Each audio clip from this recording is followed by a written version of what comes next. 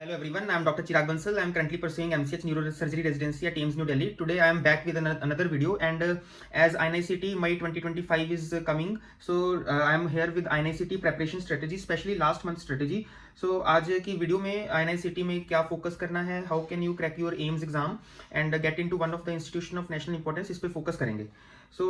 देखिए सबसे इंपॉर्टेंट क्या होता है, प्रीवियस ईयर क्वेश्चंस. अभी मैंने जो INICT की प्रेपरेशन स्ट्रेटेजी है इसको 4 पार्ट्स में डिवाइड किया है.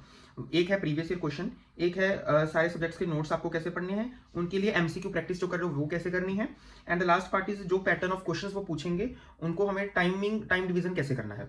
देखो, जो सबसे एक इंपॉर्टेंट चीज है आईएनआईसीटी के लिए स्पेसिफिकली अगर मैं बोलूं, their test, but INICET focus is that के they have a very particular test. They have selected topics जिन पे they will ask in depth MCQs from selected topics. अब तुम्हें ये सिलेक्टेड टॉपिक्स कैसे पता लगेंगे आईएनआईसीटी के? Bye previous year questions. Previous year questions attempt करो तो तुम्हें पता लगेगा कि कौन कौन से टॉपिक्स पे आईएनआईसीटी डेप्थ में पूछता है और कितना डेप्थ में पूछता है और एग्जैक्टली क्या क्या पूछता है. उन टॉपिक्स को इन डिटेल में पढ़ना है. इसके लिए you should take some source, good source, like you can use Marrow, PrepLadder, DAMS, या फिर जो भी आप स्टडी सोर्स यूज करते हो उनमें प्रीवियस ईयर क्वेश्चंस करिए, अटेम्प्ट करिए, पूरा डिटेल में सब दिया होगा. उसके अलावा what can you do, use the schema topics. Specially in Marrow there are schema topics. Previous year question के साथ एक स्कीमा टॉपिक्स हो जाते हैं जिसमें लिस्ट ऑफ टॉपिक्स दिया होता है जो उन एमसीक्यूज में पूछे गए हैं. तो use your notes to read those topics in depth. जो स्टैंडर्ड टेक्स्ट बुक्स होती हैं, स्टैंडर्ड टेक्स्ट बुक्स जो होती हैं, उन टेक्स्ट बुक्स में टेबल्स बने होते हैं, डायग्राम्स बनी होती हैं. आईएनआईसीटी में इनसे डायरेक्टली क्वेश्चंस आएंगे. तो क्या करना है, जो ये टॉपिक्स हैं स्कीमा वाले टॉपिक्स, इनके कॉरेस्पॉन्डिंग टेबल्स और डायग्राम्स को स्टैंडर्ड टेक्स्ट बुक से पढ़ना है. स्टैंडर्ड टेक्स्ट बुक का क्या मतलब है? Harrison, Robbins, Bailey and Love. ठीक है, ये है part 1 previous year questions. How do you should attempt previous year question, समझ आ गया? उसके अलावा है ऑल 19 सब्जेक्ट्स नोट्स. अब मैं ये अज्यूम करके चल रहा हूँ वाइल प्रिपेयरिंग योर एमबीबीएस, तुमने कहीं ना कहीं से नोट्स बनाए होंगे अपने एंट्रेंस एग्जाम के लिए. नहीं भी बनाए हैं तो this is not the time to make the notes. जब एक महीना रह गया है तो क्या करना है, जो भी प्लेटफॉर्म आप यूज कर रहे हो, चाहे वो डैम्स है, चाहे भाटिया है, चाहे मैरो है या प्रेपलेटर है, उनके बने बने नोट्स आपको यूज करने हैं. उन नोट्स को अपने नोट्स की तरह समझना है. अगर बनाए हुए हैं तो अपने नोट्स को यूज करना है. अपने नोट्स से बेस्ट कोई नोट्स नहीं होते. उन नोट्स को रिवाइज करना है. अगर आपके पास सपोज कर लो आज 30 डेज हैं, 30 डेज आपके पास हैं, तो आपको क्या करना है, इन 30 डेज को ऐसे डिवाइड करना है कि आपके जो वीकेस्ट सब्जेक्ट है वो सबसे पहले आपको करना है और जो स्ट्रॉन्गेस्ट सब्जेक्ट है वो सबसे लास्ट में आपको अटेम्प्ट करना है. वीकेस्ट टू स्ट्रॉन्गेस्ट आपको जाना है. तो आपको वीकेस्ट सब्जेक्ट पे ज़्यादा डेज देने हैं. सपोज करो 3 डेज आपने दिए मेडिसिन पे, एग्जाम्पल दे रहा हूँ. और जो स्ट्रॉन्गेस्ट और जो शॉर्ट सब्जेक्ट है जैसे डर्मेटोलॉजी है, उस पर आपको सपोज 1 डे आपने दिया, 1 डे. इस तरीके से आपको अपने 30 डेज को डिवाइड करना है. आप कोशिश करो कि 25 डेज में आप अपना पूरा का पूरा जो सिलेबस है वो एक बार रिवाइज कर लो 19 सब्जेक्ट्स का. This is called as last month revision and this is very important. इसमें जितने प्रीवियस टॉपिक्स हैं उनको तो आपको इन डिटेल पढ़ना है, जो बाकी टॉपिक्स हैं उनको आपको गो थ्रू होना है. तो डिटेल में प्रीवियस ईयर क्वेश्चंस के टॉपिक्स, ठीक है, and go through rest of important topics जो आपने पहले पढ़ रखा है. You just need to brush those topics.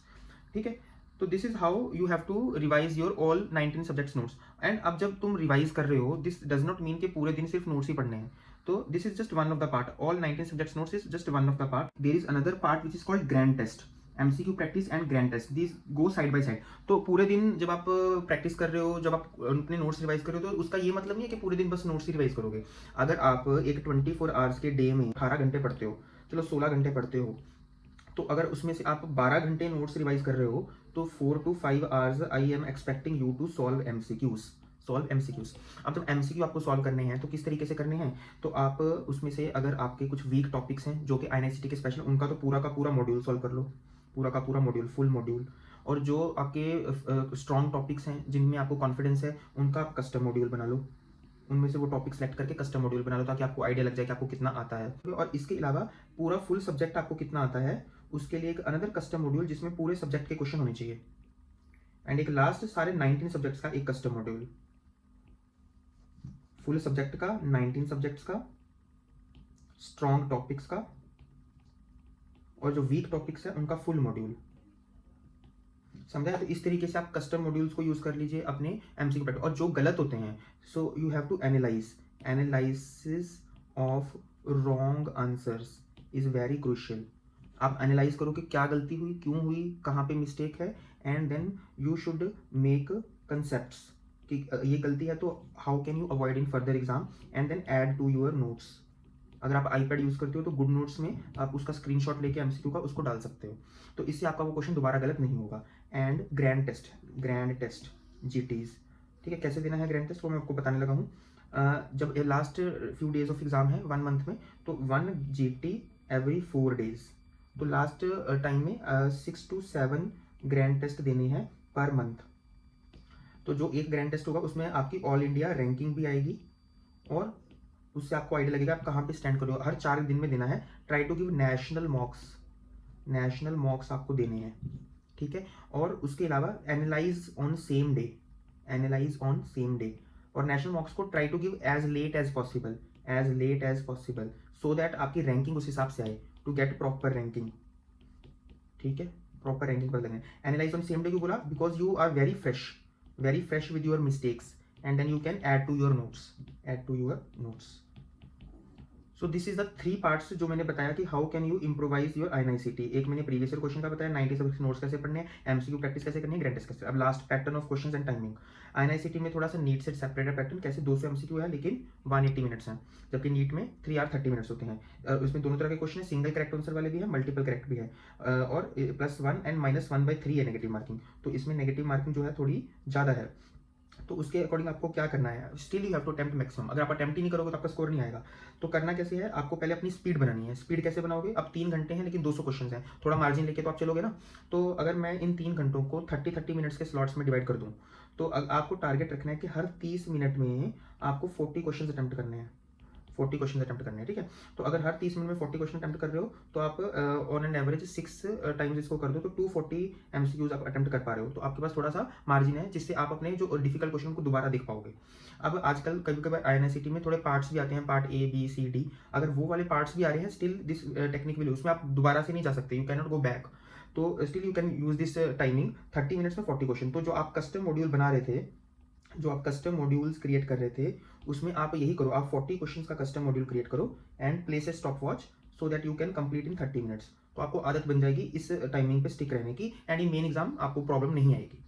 अब +1 -3 इज द मार्किंग। सो आपको बहुत ज़्यादा ये भी डिफेंसिव होकर नहीं काम करना, आपको थोड़ा अग्रेसिव खेलना है। अब अग्रेसिव खेलने के लिए क्या तरीका है कि आप मैक्सिमम अटेम्प्ट करो। उसके लिए आपको बेसिक नॉलेज, अगर आपको बिल्कुल ही न्यू क्वेश्चन है that you have never listen, totally new MCQ, never heard, अगर कुछ ऐसा आ रहा है तो डोंट अटेम्प्ट, ठीक है, ये नेगेटिव जाएगा। You have heard but forgotten, तो या फिर कंफ्यूजन इन 2 ऑप्शन, 2 ऑप्शन में कंफ्यूजन हो रहा है, तो there is the rule of thumb says attempt it and select the option जो आपके दिमाग में फर्स्ट आ रहा है। Select first gut feeling, it is correct 90% of times, 95% of times it is correct. Don't make last minute changes, okay। And last but not the least, अगर कुछ classifications आपको याद करने में मुश्किल होता है, बिकॉज INICT में क्लासिफिकेशंस पूछी जाएंगी, तो उनका जैसे 5 क्लासेस हैं, तो कोशिश करो रिमेंबर क्लास 3rd, उससे आपको 1st 2nd 4th 5th का भी आइडिया लग जाएगा। समझ आया? This is how you should make best of use of INICT, because INICT जो है क्रैक करना, रैंक लेके आना is more of smart work rather than hard work. I am not denying hard work, but you should be smart enough also, ठीक है। Best wishes, may you achieve your dream branch in your dream institute. Thank you.